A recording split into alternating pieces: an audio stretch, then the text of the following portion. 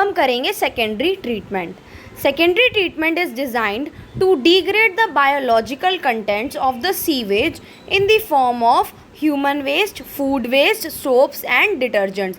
अब secondary treatment के अंदर क्या होता है कि हमारे जो बायोलॉजिकल कंटेंट्स होते हैं यानी कि जिसको हम डिकम्पोज कर सकते हैं, जैसे कि human waste, food waste, soaps को, डिटर्जेंट्स को, इसको हम इसमें डिग्रेड करेंगे.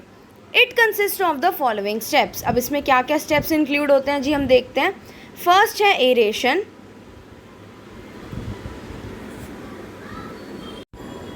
सेकंड आता है हमारा सेकेंडरी सेडिमेंटेशन. अब देखते हैं इसमें क्या होता है. सबसे पहले आता है हमारा aeration. The clarified water from the primary sedimentation tank is passed into the aeration tank. अब उसके बाद क्या होता है, जो हमारा क्लैरिफाइड वाटर होता है वो हमारा प्राइमरी सेडिमेंटेशन टैंक से एरेशन टैंक में ला दिया जाता है. The clarified water contains the aerobic bacteria in it. अब जो क्लैरिफाइड वाटर है उसके अंदर एरोबिक बैक्टीरिया प्रेजेंट होते हैं यानी कि जो ऑक्सीजन की मदद में वो करते हैं, रेस्पिरेशन करते हैं.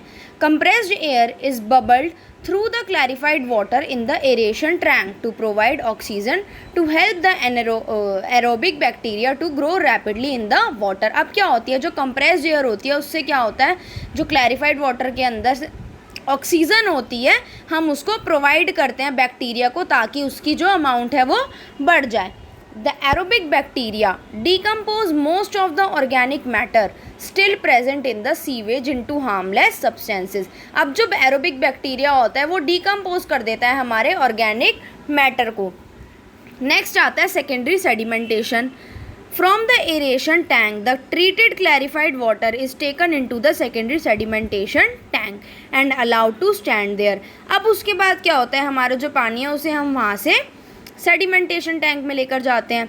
After several hours the aerobic bacteria settle down at the bottom of the tank as activated sludge. अब थोड़े टाइम बाद क्या होता है कि हमारा जो पानी होता है वो नीचे उसके अंदर जो बैक्टीरिया होता है वो बैठने लग जाता है जिसको हम बोलते हैं activated sludge. Some of the activated sludge is added back to the aeration tank to increase the population of aerobic bacteria. अब थोड़ा सा जो एक्टिवेटेड स्लज होता है उसको हम दोबारा से एरेशन टैंक के अंदर करते हैं. कैसे करते हैं कि उसके अंदर जो अब अमाउंट ऑफ बैक्टीरिया है वो बढ़ जाए. जैसे कि फॉर एग्जांपल जब हम कर्ड बनाते हैं तो हम कर्ड बनाने के लिए जो हमारी प्रीवियस कर्ड जो पहले की बनी होती है उसमें से थोड़ा सा सैंपल या थोड़ा सा हम पोर्शन लेके मिल्क में मिक्स करते हैं ताकि हमारी कर्ड जल्दी फॉर्म हो जाए. सेम ऐसे ही जो बैक्टीरिया हमारा एरेटेड टैंक के अंदर ऑलरेडी था, फिर जब हमने उसे सेकेंडरी सेडिमेंटेशन में यूज़ करा तो उसका थोड़ा सा पोर्शन हम दोबारा से एरेशन टैंक में डाल देते हैं. The remaining activated sludge is sent to the digester tank. अब जो बचा हुआ एक्टिवेटेड स्लज होता है उसको हम डाइजेस्टर टैंक में भेज देते हैं. थर्ड आता है हमारा tertiary treatment. The treated water has a very low level of organic material and suspended matter. अब जो हमारा ट्रीटेड वाटर होता है यानी कि जिसको अब हमने केमिकली ट्रीटेड करा है, अब जो सेकेंडरी ट्रीटमेंट के बाद आया उसके अंदर बहुत ज़्यादा कम अमाउंट में ऑर्गेनिक मैटर होता है और सस्पेंडेड मैटर भी कम हो जाता है. Sometimes it may be necessary to disinfect water with chemicals like chlorine and ozone before it is discharged into a sea, a river or into the ground. अब कभी कभी क्या होता है कि जब हम उस पानी को डिस्चार्ज करना चाहते हैं सी में, रिवर में या ग्राउंड में, तो उससे पहले हमें उसे डिसइंफेक्ट करना पड़ता है केमिकल्स की मदद से जैसे कि क्लोरीन या फिर ओजोन. अब यहाँ पर आप इमेज देख सकते हो, ये इन्होंने वेस्ट वाटर ट्रीटमेंट प्लान की इमेज दे रखी है. अब सबसे पहले देखो, हमने सबसे पहले स्टेप क्या पढ़ा था प्राइमरी वाले में कि हमारा जो वाटर होता है उसके अंदर जो लार्ज सॉलिड पार्टिकल होते हैं हम उसे सेपरेट करते हैं बार स्क्रीन की मदद से. उसके बाद वो पानी हमारा पास होकर आ जाता है दूसरे टैंक में जिसके अंदर हमारा ग्रिड और सैंड रिमूव होता है. फिर उसके बाद वो दोबारा से प्राइमरी सेडिमेंटेशन टैंक में आता है जिसके अंदर जो हमारा स्लज होता है, सॉलिड वेस्ट यानी कि जो ह्यूमन फीसेस वगैरह होती हैं वो हमारी इसमें नीचे सेटल हो जाती हैं और वो पानी एरेशन टैंक में आता है. एरेशन टैंक में क्या होता है, हमारी जो एरोबिक बैक्टीरिया होते हैं वो काम करते हैं. फिर उसके बाद वो पानी हमारा सेकेंडरी सेडिमेंटेशन टैंक में आता है जिसके अंदर जो स्लज होता है हमारा एक्टिवेटेड स्लज है वो नीचे बैठ जाता है. और जो फिर उसके बाद हम क्या करते हैं, इस पानी को जब हम रिवर या सी में भेजते हैं तो उसको क्लीन करने के लिए पहले हम उसे क्लोरीनेशन टैंक में डालते हैं, यानी कि केमिकल यूज़ करते हैं उसको क्लीन करने के लिए। और ये जो अब देखो यहाँ पर इन्होंने जो स्लज हमारा आ रहा था एक्टिवेटेड स्लज और जो सॉलिड वेस्ट वाला स्लज है, ये हमारा नीचे एक मैन्योर की तरह काम करेगा। नेक्स्ट आता है बेटर हाउसकीपिंग प्रैक्टिसेस। अब बेटर हाउसकीपिंग प्रैक्टिसेस क्या होती हैं? Cooking oil and fats should not be thrown down the drain. अगर जैसे हमारी कोई भी चिकनी चीज़ होती है, जैसे कि तेल हो गया, फैट्स हो गए, इनको हमें पानी में या नाली में नहीं बहाना चाहिए। They can harden and block the pipes. इससे क्या होगा कि जो हमारे पाइप्स हैं उसके ऊपर एक लेयर बन जाएगी जिसकी वजह से वो ब्लॉक हो जाएंगे। In an open drain the fats block the soil pores reducing its effectiveness in filtering the water. अब जो हमारे बड़े बड़े पाइप्स होते हैं उसमें क्या होता है कि अगर वो ऑयल फंस गया तो उससे क्या होगा, जो सॉइल पोर्स होंगे उनकी इफेक्टिवनेस कम हो जाएगी पानी को फिल्टर करने की। We should throw oil and fats in the dustbin. अब जो ऑयल या फैट से रिलेटेड कोई भी चीज़ होती है हमें उसे डस्टबिन में फेंकना चाहिए। सेकेंड पॉइंट हमारा आता है chemicals like paints, solvents, insecticides, motor oil and medicine should not be thrown down the drain. अब जो केमिकल्स होते हैं जैसे कि पेंट्स हो गया, सॉल्वेंट्स हो गए, इंसेक्टिसाइड्स, बेसिकली जो हमारी जो केमिकल प्रोडक्ट्स होते हैं उनको हमें डायरेक्टली ड्रेन में या नाले में नहीं फेंकना चाहिए। It may kill the useful microbes that help to decompose the waste present in the sewage and purify water. ऐसा इसलिए क्योंकि अगर वो केमिकल्स हमने उसको ड्रेन में डाल दिया तो हो सकता है हमारे कुछ जो माइक्रो ऑर्गेनिज्म उस सीवेज को डिकम्पोज होने में हेल्प करते हैं वो मर जाएं, तो जिसकी वजह से हमारी जो प्रोसेस होगी वो और ज़्यादा डिले हो जाएगी सीवेज ट्रीटमेंट की। थर्ड आता है used tea leaves, solid food remains, soft toys, cotton etcetera should not be thrown down the drain. अब जैसे कि जो हमारी सॉलिड वेस्ट होता है जैसे कि टी लीव्स हो गई, छोटे बच्चों के टॉयज़ हो गए, इन सारी चीज़ों को भी हमें डायरेक्टली ड्रेन में नहीं फेंकना चाहिए। These waste choke the drain. इससे क्या होगा, हमारी जो नाली होगी या जहाँ से हमारा ड्रेनेज सिस्टम होगा वो चोक हो जाएगा, रुक जाएगा।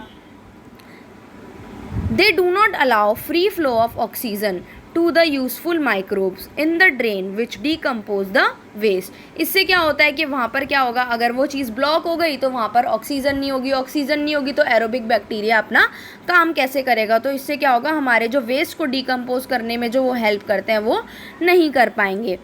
सो all solid waste should be thrown in the dustbin. तो इसलिए हमारे जितना भी सॉलिड वेस्ट होता है उसे हमें डस्टबिन में फेंक देना चाहिए। नेक्स्ट आता है हमारा सैनिटेशन एंड डिजीज़। अब हम कैसे साफ़ सफाई रख सकते हैं और बीमारियों से बच सकते हैं। Poor sanitation and contaminated drinking water are the causes of a large number of diseases. अब जो गंदा पानी होता है और जो हमारा गंदा पीने का पानी होता है और जो हम साफ़ सफाई नहीं रखते उससे क्या होता है, बहुत सारी डिजीज़ हो सकती हैं। Many places do not have sewerage facilities for the safe disposal of the human excreta. Due to this, a very large number of our people defecate in the open fields, near railway tracks, on dry river beds and sometimes directly in the water. अब कुछ जगहों पर क्या है कि human excreta को decompose करने के लिए या फिर डिस्पोज करने के लिए हमारे पास फैसिलिटीज़ नहीं होती। जैसे कि अगर हम गांव वगैरह में जाएंगे तो हो सकता है वहाँ पे प्रॉपर वॉशरूम ना हो, अगर वॉशरूम हो तो उनका सीवेज का जो सिस्टम है वो ठीक ना हो, तो क्या होता है इस वजह से ह्यूमंस जो होते हैं फिर वो ओपन फील्ड्स में जाके करते हैं, जैसे कि नियर द पॉन्ड हो गया, रिवर के पास या रिवर के अंदर, वाटर के अंदर। तो इससे क्या होगा, हमारे जो वाटर है वो अनफिट हो जाएगा, वो गंदा हो जाएगा और वहाँ पर, और अगर वो ओपन फील्ड्स में करेंगे तो वहाँ पर आसपास मस्कीटोज़ होंगे और अलग अलग तरीके की बीमारियाँ फैलेंगी। Untreated human excreta is a health hazard. और अगर उस ह्यूमन एक्सक्रीटा को हमने डिस्पोज नहीं करा तो क्या होगा, वो हमारे लिए बीमारी का बहुत बड़ा कारण बन जाएगा। It may cause water pollution, both the surface water and the ground water get polluted. इससे क्या होगा, वाटर पॉल्यूशन होगा, सरफेस वाटर तो गंदा होगा ही होगा और साथ में ग्राउंड वाटर भी गंदा होगा, क्योंकि क्या होगा, अगर वो हमने ओपन फील्ड में ऐसे ही छोड़ दिया तो हमारा जो रेन से पानी आएगा अगर वो ग्राउंड में गया तो वो गंदा पानी चला जाएगा। Drinking water contaminated with human excreta causes a large number of water borne diseases like cholera, typhoid, polio, meningitis, hepatitis and dysentery. और जिस ड्रिंकिंग वाटर के अंदर ह्यूमन एक्सक्रीटा मिक्स हो जाए, यानी कि ह्यूमन एक्सक्रीटा की वजह से अगर वो पानी कंटेमिनेट हो जाए तो हमें अलग अलग तरीके की वाटर बॉर्न डिजीज़ हो सकती हैं, जैसे कि कॉलेरा, टाइफाइड एक्सेट्रा। नेक्स्ट आता है alternative arrangement for sewage disposal. तो सबसे पहला हमारा आता है, we have just learn that poor sanitation is the cause of a large number of diseases. To improve the sanitation, low cost on-site sewage disposal systems are being encouraged where there is no proper sewerage system। अभी हमने पढ़ा है कि अगर हम साफ़ सफाई नहीं रखेंगे तो बहुत सारी बीमारियां हो सकती हैं, तो इसलिए सैनिटेशन को इम्प्रूव करने के लिए हमने low cost on-site sewage disposal system बनाया गया है, जहां पर हमें प्रॉपर सीवेज सिस्टम की ज़रूरत नहीं होती है। Example of low cost on site sewage disposal system are, अब इसके हमारे एग्जाम्पल्स क्या है, septic tanks, biogas plant and vermicomposting toilets. अब हम देखते हैं ये क्या क्या है। सबसे पहले आता है septic tanks. Many villages in our country are still not connected to a common sewage treatment plant. अब बहुत सारे गाँव हैं हमारी कंट्री में जो एक कॉमन सीवेज प्लांट से अभी भी कनेक्टेड नहीं है। At such places a septic tank is used to treat household sewage. A large concrete tank is built under the ground with inlet and outlet pipes attached to it। अब ऐसी जगहों पर एक सेप्टिक टैंक यूज़ करा जाता है जिसके अंदर हमारा जो हाउस होल्ड सीवेज होता है उसको ट्रीट किया जाता है। जैसे कि एक बड़ा सा कंक्रीट यानी कि गड्ढा बनाया जाएगा जिसके अंदर वो सेप्टिक टैंक को लगा लेंगे, जिसके अंदर पानी को मतलब पानी उसमें से एक तो आएगा, इनलेट होगा पानी का, और दूसरा आउटलेट होगा, यानी कि वो वहाँ से पानी को लेकर जाएगा। The inlet pipe carries the household sewage to the tank. The solid matter from the sewage settles at the bottom of the tank। अब इसमें क्या होगा, जो हमारा सेप्टिक टैंक है इसके अंदर जो इनलेट पाइप होगा, इससे हमारा घर का जो सीवेज का वाटर होगा वो वहाँ पर आएगा, और जो सॉलिड वेस्ट होगा वो नीचे अपने आप बैठता जाएगा। The anaerobic bacteria present in the tank decomposes most of the solid organic matter present in the sewage. अब जो एनारोबिक बैक्टीरिया हमारा टैंक के अंदर प्रेजेंट होता है वो डिकम्पोज कर देगा जितना भी हमारा ऑर्गेनिक मैटर होता है उसे। The excess water flows out of the tank through the outlet pipe in the soil. अब जो एक्सेस पानी होगा वो हमारा आउटलेट पाइप के थ्रू बाहर चला जाएगा। अ cluster of 4 or 5 houses can install and maintain a common septic tank। अब क्या होता है, 4 से 5 घर मिलके एक सेप्टिक टैंक को मैनेज कर सकते हैं। With a few modifications, a septic tank can be converted into an efficient biogas plant। और अगर हम इसके अंदर कुछ modifications कर दें तो हम इसको एक बायोगैस प्लांट की तरह भी यूज़ कर सकते हैं। कैसे, क्योंकि इसके अंदर बेसिकली क्या आएगा, हमारा ह्यूमन एक्सक्रीटा आएगा, और मोस्टली जो भी हमारा वेस्ट होता है वो घर का जो वेस्ट होता है वो ज़्यादातर ऑर्गेनिक वेस्ट होता है। तो अगर ऑर्गेनिक वेस्ट को हम यूज़ करें तो वो बायोगैस की तरह भी काम आ सकता है। नेक्स्ट आता है बायोगैस प्लांट।